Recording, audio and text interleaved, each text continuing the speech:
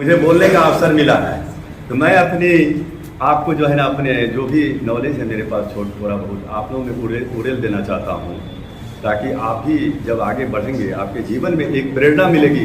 क्योंकि जज हम लोग भी सोच रहे थे कोई जज साहब मिलेंगे, नहीं मिलते थे।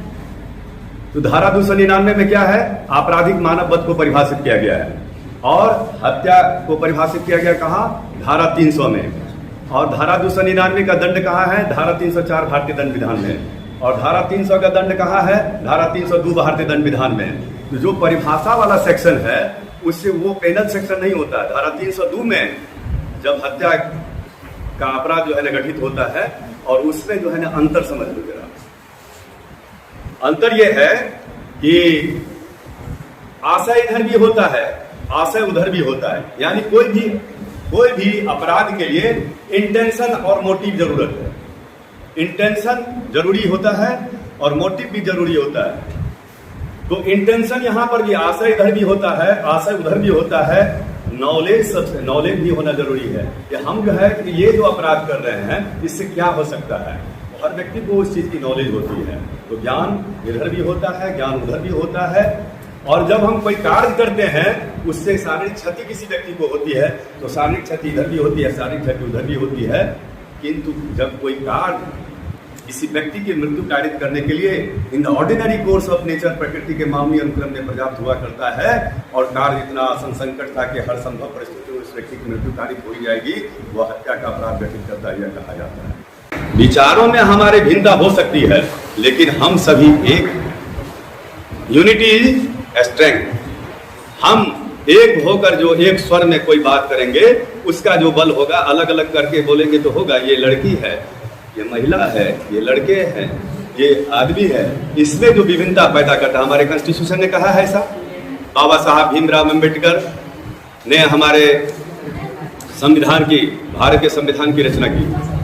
उन्होंने क्या लिखा कि धर्म, मूल, वंश, जाति, लिंग के आधार पर किसी के साथ विभेद नहीं किया जा सकता है और साथ ही साथ लॉ की दृष्टि से सभी व्यक्ति समान। आपको वाक एवं अभिव्यक्ति की स्वतंत्रता है। वाक एवं अभिव्यक्ति की स्वतंत्रता आर्टिकल 19 में कहा गया है कि आपको जो है ना अपने वाणी को, आपने जो पढ़ा है, आपके जो ज्ञान है उसको दूसरे के समक्ष भी रखिए, उन लोगों के बीच में रख करके उनको भी डिस्कशन कीजिए। और डिस्कशन हमेशा स्वस्थ मानसिकता के साथ होना चाहिए। कभी भी हम जो है ना आपस में कोई बात को लेकर कोई विवादित बात ना बोलें। हम कह रहे हैं कि अब विवादित भी बात बोलते हैं तो आपका फिर क्या होगा। दिया है आर्टिकल 19 में, आप सरकार के अगेंस्ट में स्वस्थ कर सकते हैं, लेकिन कोई ऐसा राष्ट्र द्रोह की बात जो आएगी और जिससे आपके शब्दों से, आपके वाक्यों से कोई राष्ट्र द्रोह की बात आती है तो वो दंडनीय है। सड़क पर, क्योंकि देखिए हम भी तो, हमारे भी बच्चे हैं, हम कभी इस बात की चिंता नहीं किए कि हमारे बच्चों का, हम पूरे दुनिया को ही अपना जो है ना गार्जियन, अपना जो है अपने से छोटे को भाई और हमारे जो बच्चे तुल्य हमको बच्चा जैसा मैं समझता हूँ। और मेरे मन में ये भावना है कि राष्ट्र के प्रति जब राष्ट्र के समक्ष आपदा की परिस्थिति होती है उस समय में जिला विधिक सेवा प्राधिकार आपके लिए सदैव सेवा में तत्पर होता है। उसी सेवा भाव से हम सड़क पर निकल गए खुले हुए मुंह से, हाँ, सबके सामने जा रहे हैं। माँ भगवती की असीम कृपा थी कि हम कभी भी संक्रमित नहीं, आप लोगों का दुआ था और हमने निस्वार्थ भाव से लोगों की सेवा की। उससे क्या हुआ, और आपके साथ ही साथ हमारे यहाँ पैनल लॉयर हैं, 50 पैनल लॉयर हैं, हमारे यहाँ पैरालीगल वॉलंटियर्स हैं और वो करीब 85 की संख्या में है। हम इन लोगों की मदद लिए और पूरे जिला बेगूसराय में विधिक जागरूकता, खास करके लोगों के स्वास्थ्य, स्वच्छता और कानून के प्रति सभी के बारे में लगातार कैंप चलाते रहे। और आपको यह जानकर खुशी होगी कि हमारे यहाँ जिला बेगूसराय में अन्य जिलों की अपेक्षा जो मोर्टेलिटी रेट था वो बहुत ही कम हुआ। क्यों, हम भी चाहते तो अपने घर के अंदर रहते, लेकिन हमने क्या सोचा, आज हम शिक्षित हुए हैं, हमारे पास शिक्षा है, तो उसका अर्थ क्या है।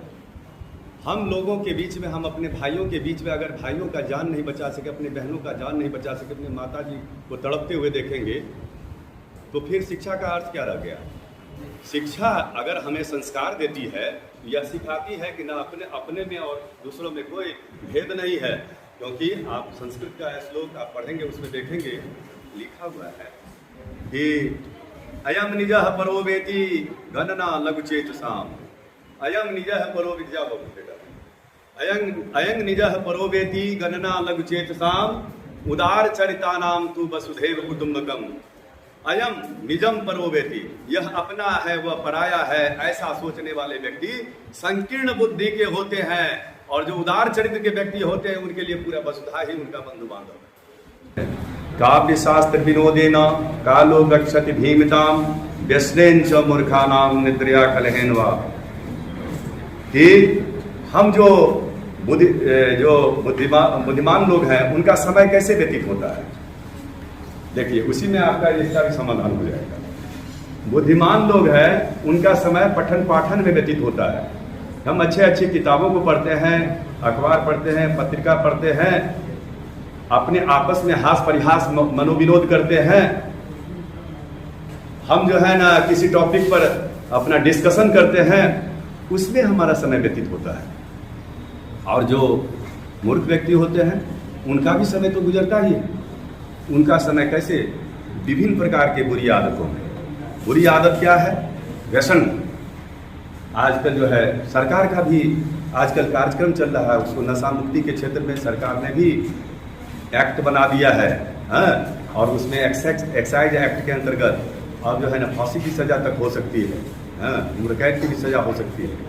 तो ये है कि सरकार ने बनाया। क्यों? क्योंकि देखा गया कि ये जो एक्ट है, एक्ट क्यों बनाया जाता है?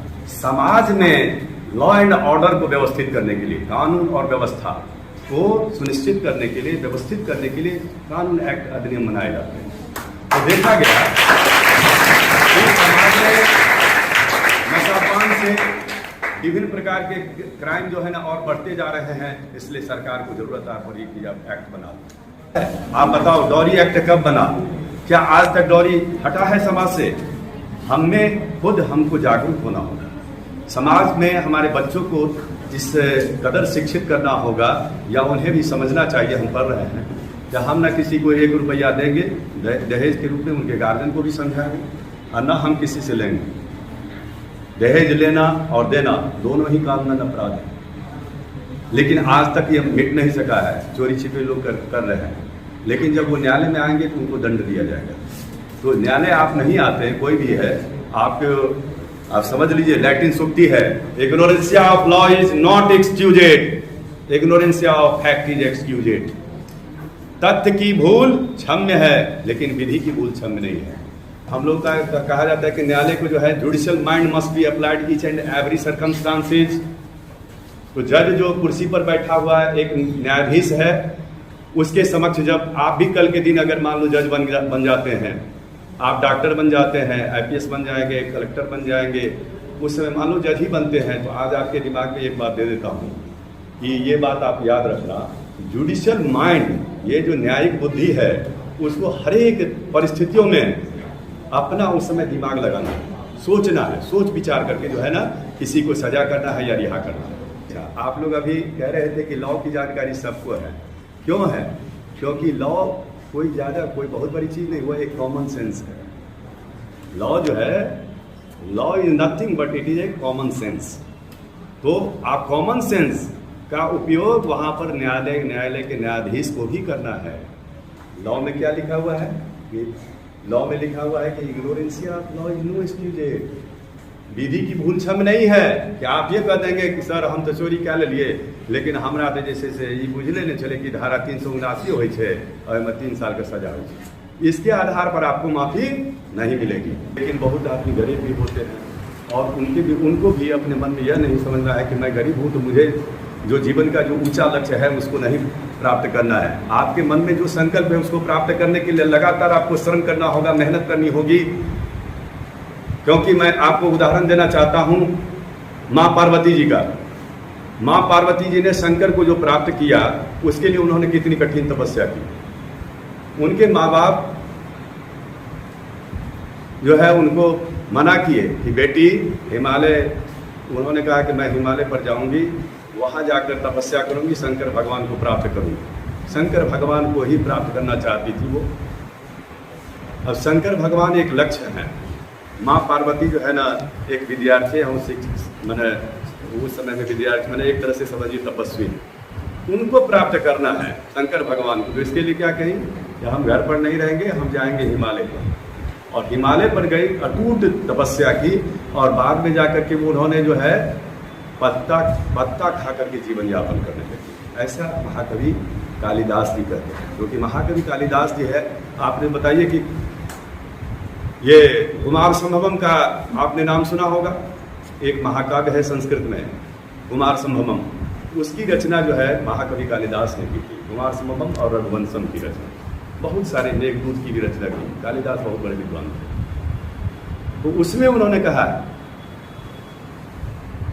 उनके पंचम सर की कथा वस्तु है, उसमें कहा गया कि माँ मैना से जो है पार्वती जी कहती मैं तपस्या करने के लिए जाऊंगी। माँ मैना उसको बहुत बड़ा प्रकार से समझाती है कि कहाँ यह कठोर तपस्या, कहाँ यह तुम्हारा कोमल शरीर, तुम इस तपस्या रूपी जो कठिन चीज़ है उसको तुम क्यों करना चाह रही हो, मत करो ऐसा हट। लेकिन उसकी जो माँ को भी आदर से समझाती हुई पूरी विनम्रता के साथ कि नहीं, मुझे भगवान शंकर को ही प्राप्त करना है, उसके लिए मुझे कठोर तपस्या करनी है।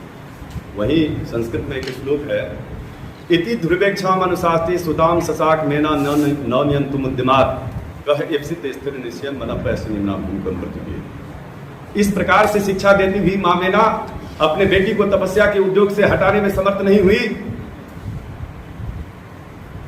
कालिदास जी कहते हैं, कह इप्सित स्थिर निश्चय मन पैसनिम्ना भूकंप प्रति पे, जिसने अपने मन को दृढ़ कर लिया है, जिसका मन स्थिर है और इसलिए कि उसको लक्ष्य को प्राप्त करना ही है, उसके लक्ष्य उस जो संकल्प शक्ति को है उसी प्रकार से तोड़ा नहीं जा सकता है जिस प्रकार से ऊपर से अगर हिमालय के पर्वत से गिरता हुआ नदी का बहता हुआ जल स्रोत है, पूरा उसी दिशा में उसको बढ़ जाएगा। अगर किसी प्रश्न का उत्तर नहीं आता है तो आप कह सकते हैं सर हम इस प्रश्न का उत्तर नहीं जानते, कोई बड़ी बात नहीं।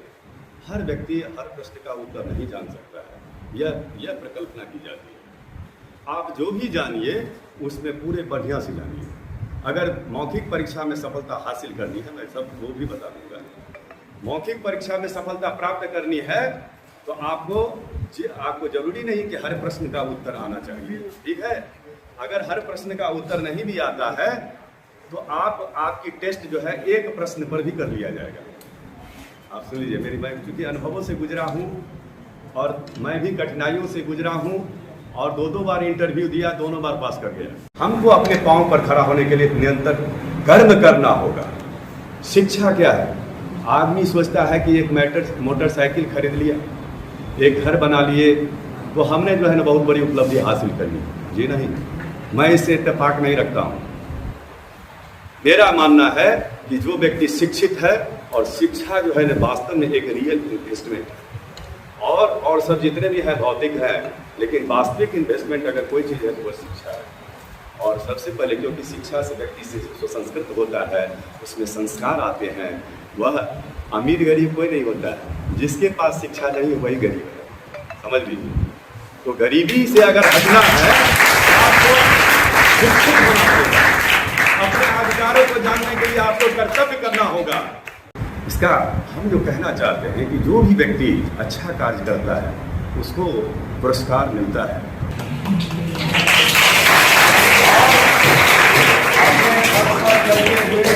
आचरण को पवित्र रखते हुए आप अपने सामने जज साहब को देखा था। आज क्या आवश्यकता पड़ी कि जज साहब आप में से 9th और 10th में स्टूडेंट चल रहा होगा कि एग्जाम में चीट करके भी पास करना, क्या ये दिमाग में आता है ना? लेकिन मैं इस पर कोई अहंकार नहीं करता हूँ। Jitendra Kumar, PLBs, paralegal volunteers, हमारे अंगरक्षक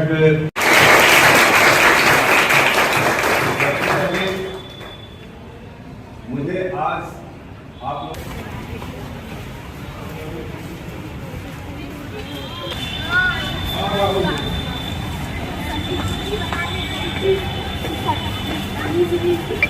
पागल है।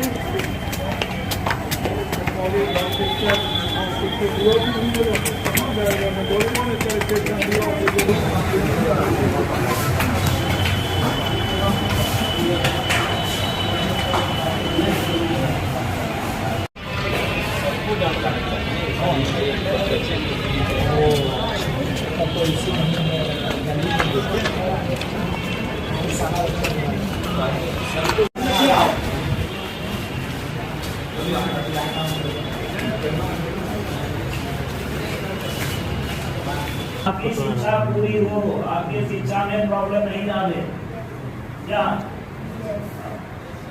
यही बात है कि हम लोग इस शिक्षा व्यवस्था के तहत आप आए हैं यहाँ विद्यालय पढ़ने के लिए, पढ़ते हैं। आप बताइए कि आपको बहुत सी ऐसी गार्जियन है